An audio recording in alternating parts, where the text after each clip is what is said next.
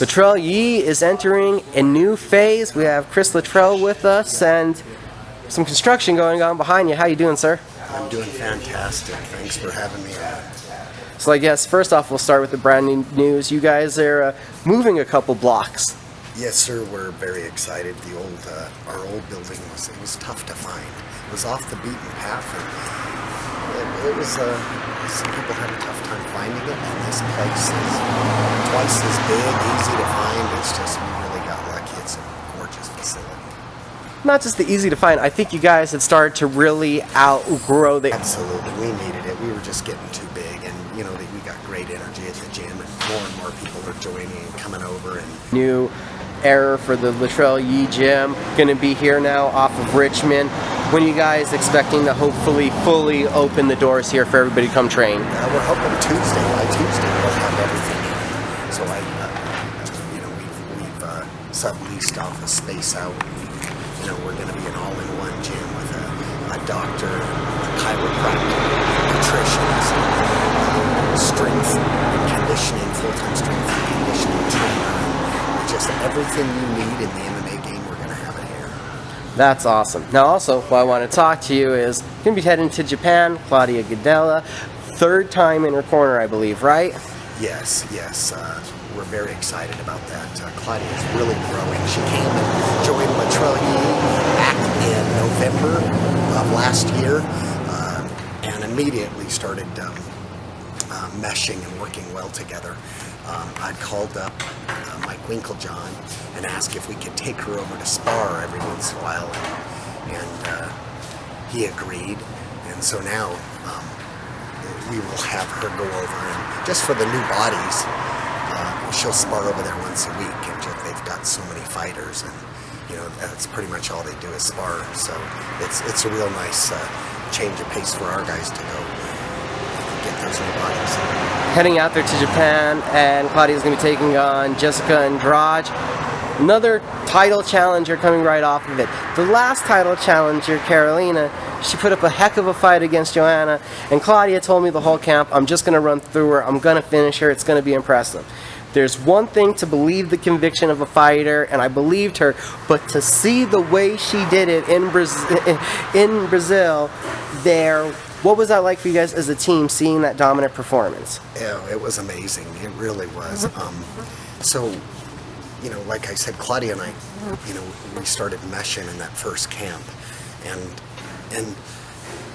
I was talking to her and just telling her if we build her overall MMA game and add some new tools to her arsenal, it was really going to help, because I felt she would.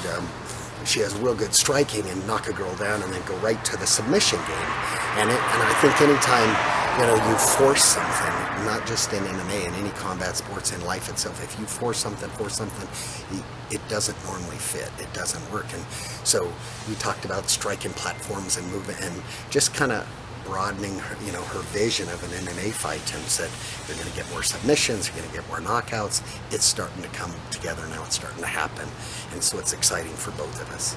The improvements, the striking, it's all coming together, and a lot of that has been also incorporating the ground and pound, because she would go from the striking to the jiu-jitsu, and it's getting that transition game to come together, right? Absolutely, and if you noticed in that fight, she was landing kicks.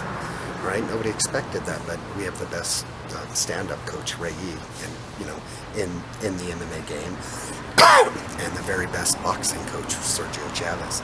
And so really, we got the best group of coaches, and she's a great student. She comes in, she works hard, she listens, and just coaches, had her landing those punches and kicks, and it's exciting to see her grow.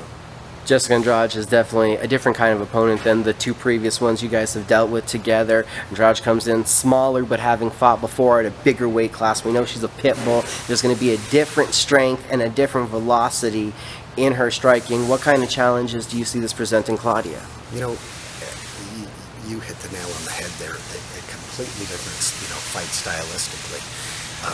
I take notes on the fighters, and then we have elaborate game plans broken down, and I send, we share the notes, all the coaches were at each practice, and then we'll give Claudia notes to study.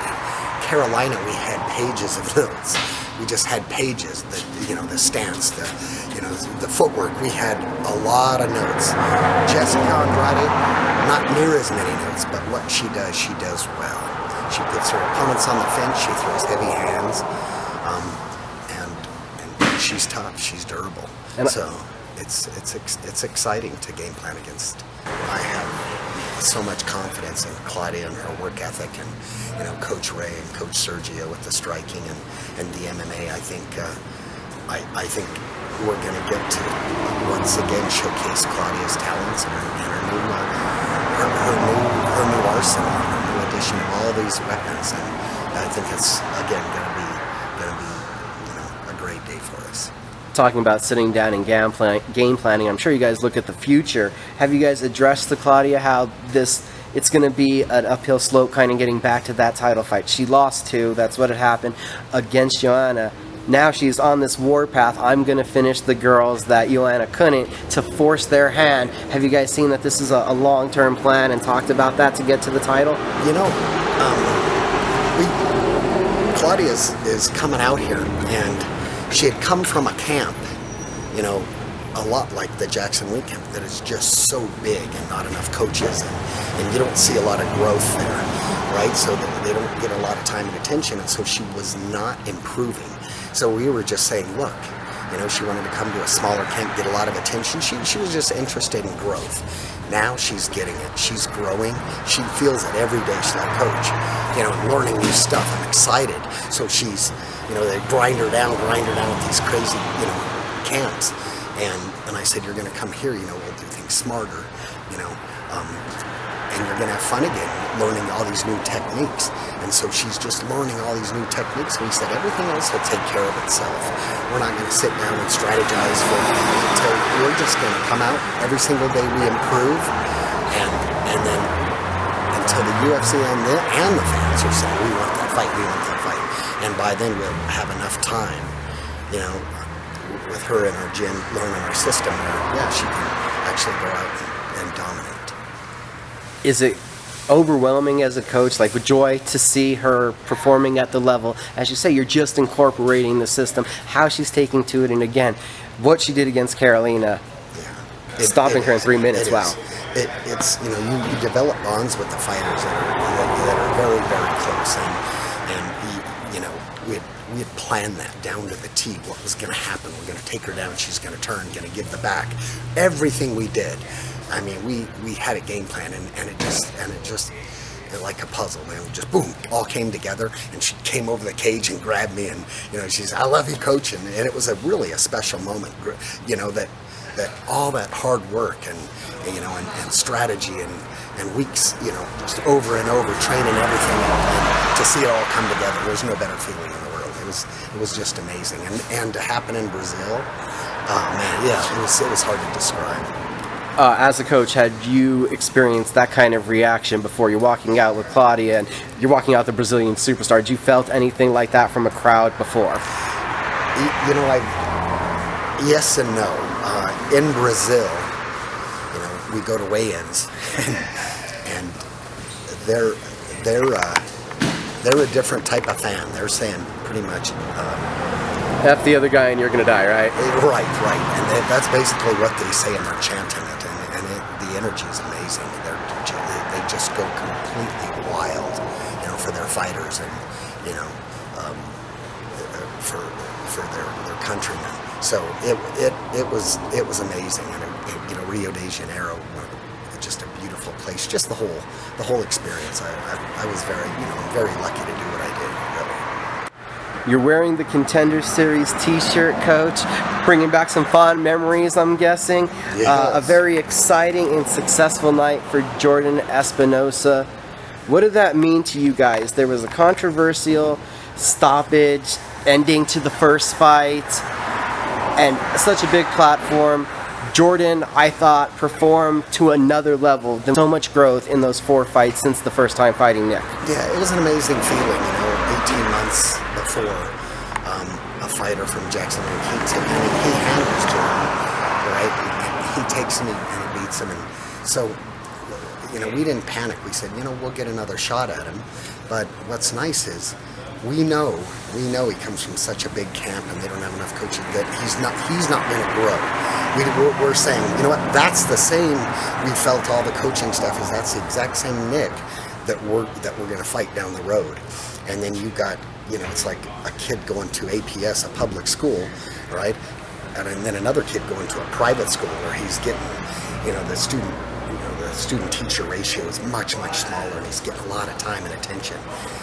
I think that was the difference, and I think it made the difference to everybody who watched it. Is, you know, the kid at the public school, the large gym where they just spar, he's really not growing. He's getting just tougher from sparring, but he's not developing as a fighter and adding tools to his arsenal. So it was extra special for us. Is we told Jordan, just keep getting better, growing, and we're going to pull away. And I said, you know, we were like, not only are we going to win this fight, we're going to dominate it. And so we game plan, gave him tons of attention to, you know, how Nick defended the darts the first time. We'll you know, gave him a few other options, and then he trained hard.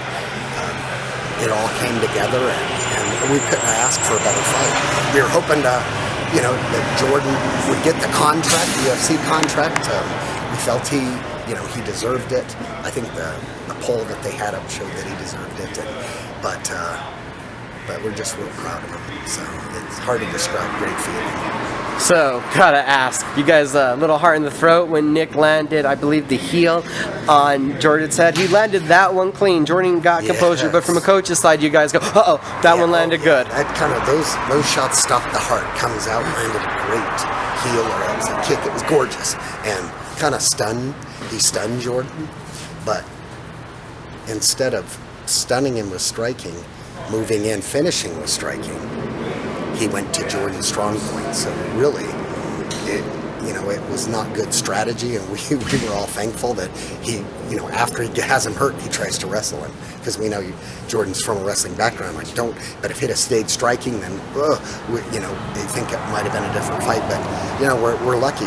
Jordan has real strong wrestling, and after Nick, you know, caught him and hurt him, he tried to go to a strong point, so we're thankful. But it was scary. Yeah, it definitely stops your heart. And then we'd been working this over and over, watching Nick. We'd been working it the entire camp, and we'd go low kick and then look down and land it high, and then we went right back to the darts, which we knew he'd defend a certain way, so we were going to go this way, and just everything just fell together. It was really nice. Now, your guys' expectations next for Jordan, would it be another trip to the Contender series? Is it back to hitting the regional scene? What's next for Jordan? You know, he didn't get the contract, but you know, Dana and everybody there said, hey, we're going to have you back, you know, and so just going to go back to the Contender series with him, and just hopefully he can continue to grow and get better, and you know, and love and have passion for the sport, and hopefully it'll take care of itself. Not to mention, that episode now has 3 out of 5 winners signed. Mike Santiago picking up a short notice fight, so it's looking good that Jordan should fit into that mix eventually. That would be great. He's quite a fighter, and like I say, he's getting better and growing. So there's a host of characters around here. Anybody else with fight news that we can mention? Well, we've got so many fights coming up. Steven Cervantes is going to go up and fight in Canada, and Andres Quintana was fighting in Combates America. It's coming up. He's going to have a fight in San Antonio, Texas, and we've got 3 or 4 amateurs going over to Kazakhstan for the World Mixed Martial Art Association, you know, for the World Championships, and just a lot going on here. So just excited. Good stuff, Coach. Thank you for the time. Thank you.